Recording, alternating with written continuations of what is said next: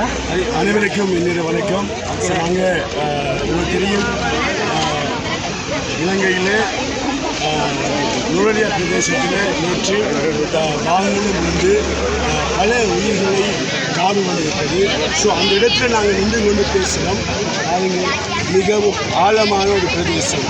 தயவு செய்து வருகின்றவர்கள், வாகனத்தில் வருகின்றவர்கள் கவனமாக வர வேண்டும் என்று நாங்கள் அன்போடு கேட்டுக்கொள்கிறோம். ஏனென்று சொன்னால் நுவரெலியா பிரதேசம் மிகவும் பள்ளமான பிரதேசம். ஸோ நீங்கள் வரும்போது மிகவும் அவதானமாக வாங்க.